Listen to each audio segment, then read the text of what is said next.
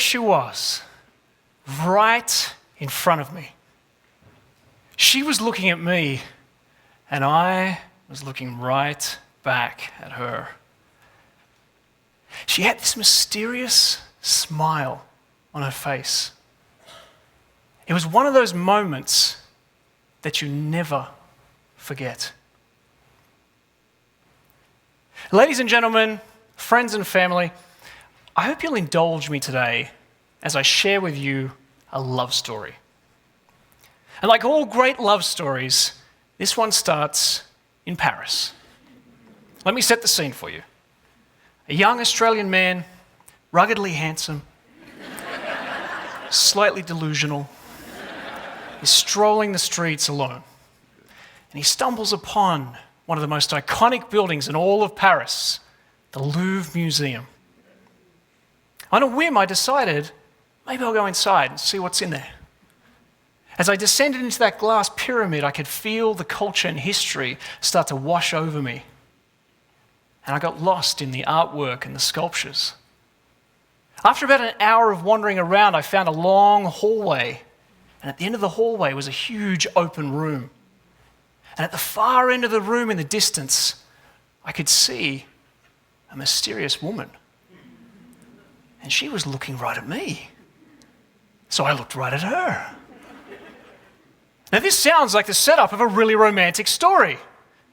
There's only one problem. I was a 35-year-old guy, and she was a 500-year-old woman. She was the La Gioconde, better known as the Mona Lisa. The Mona Lisa is the most famous painting in the world. It's valued at over $750 million. She was stolen once by a Louvre employee and hidden in his basement for 2 years. And today, she lives behind bulletproof glass in a humidified air container under constant surveillance of security. For me, to see this masterpiece up close was so exciting. But there was another problem. I wasn't the only person who had that idea. And if you've been to the Louvre Museum, you know exactly what I'm talking about. This is the sight that greets you when you get to the room where the Mona Lisa is. It's been said that seeing the Mona Lisa face to face has all the thrill and joy of standing in the security line at the airport. But I figured, you know what, I'll wait my turn. So I stumbled forward, and as I got closer to the front, I realized something very strange. I was one of the very few people looking at the Mona Lisa. Everybody else was doing this. And when they were done, they were just walking away. They maybe looked at the real thing for 1 or 2 seconds, and they looked at their phones for about 15 minutes. I looked at these people and I thought, what a bunch of idiots. They've traveled halfway around the world and they're missing this masterpiece 5 feet in front of them.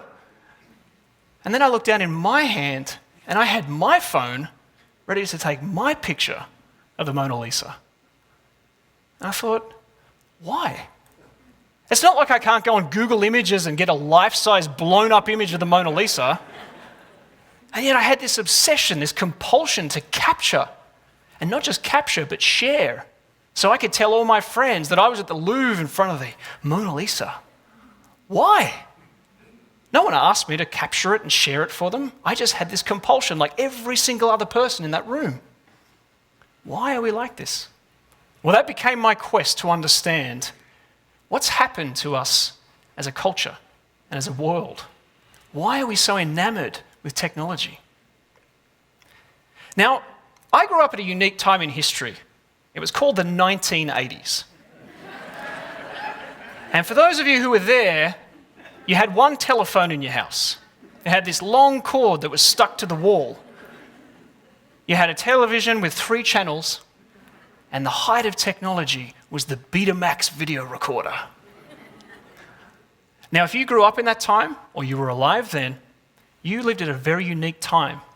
You lived in a world that was pre-internet. In 1991, a man named Tim Berners-Lee created the World Wide Web project. And this was the first time in history that someone with under a 200 IQ could actually access the internet. And thanks to him and a whole bunch of other smart people, we've gone from one website in 1991 to over 1 billion today. Now, of course, today, we don't use technology as much on desktops. We use it in our hands. Our smartphones today have more power than whole rooms of computers had in the 1970s. It's a miracle what we can do right here. And yet most of us live our life inside these little boxes.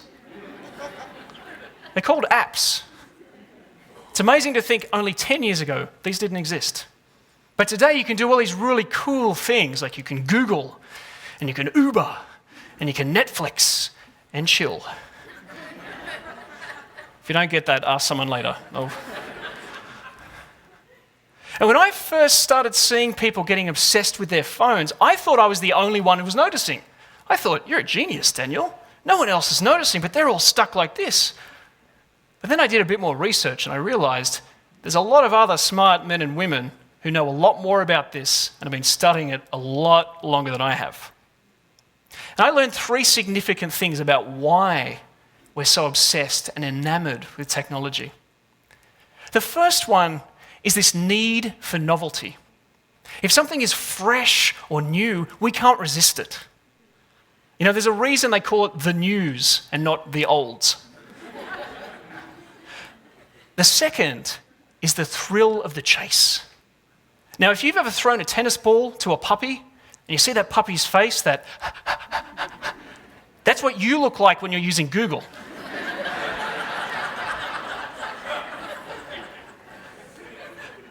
And the third one is the rewards of the tribe. We all want to be important and recognized and acknowledged. And now today we get it through these little numbers on our screens. 1, 2, 3. Notifications saying someone likes or commented or shared. That feels nice inside. Now you take any of these things by themselves and they're very appealing. You put them all together in a sexy little package, put it in your hand and have it available 24/7, it is irresistible.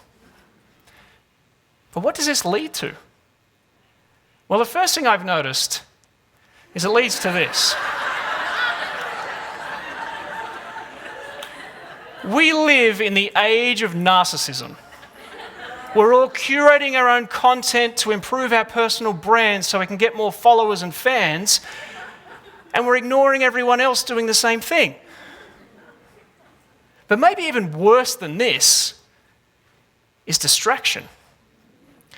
If you've been to a music concert in the last couple of years, you've probably noticed musicians don't play to audiences anymore.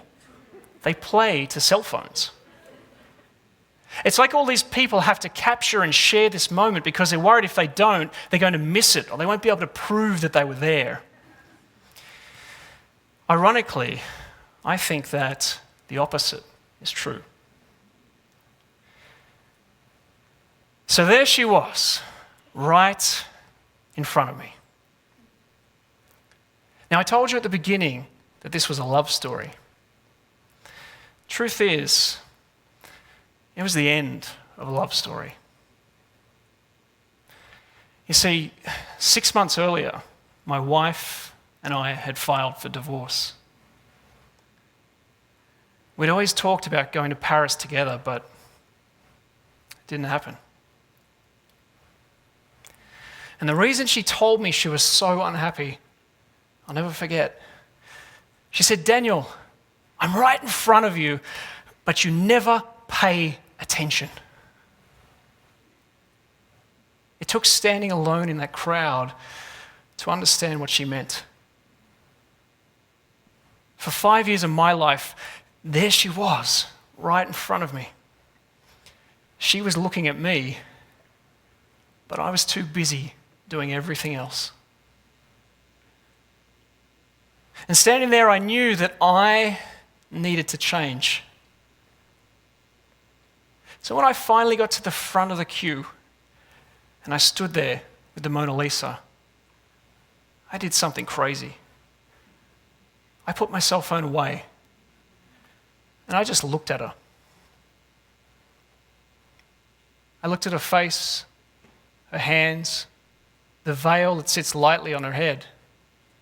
I looked at the background.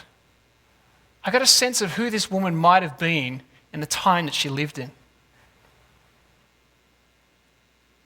And that's when it hit me. I know why we love the Mona Lisa so much. It's because she looks at you while you look at her. She knows that the greatest gift that you can give to another person is presence. I walked out of the Louvre that day a different man. My life has changed ever since. Now, I could spend another 10 minutes telling you how to focus, how to remove distraction, how to know what's truly important to you. But you know what? It comes down to 2 words. When you pay attention, you are paying with your life. Whatever you focus on, that is what's important to you. You might say that you love your husband or your wife or your kids are the most important thing in the world. But your actions tell the truth about you. The comedian Louis C.K. has this great bit in one of his shows about parents at a children's dance recital. He says, if these idiotic parents would just put down their phones for a second and have a look in front of them, their kids are in high resolution.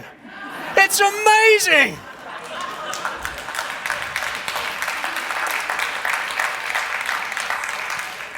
Thanks, Louis. It's funny, but it's true. At the end of the day, life is made up of moments and memories. And soon even this moment will be a memory. But you and I can choose to take it with us if we choose to pay attention. Here you are, right in front of me.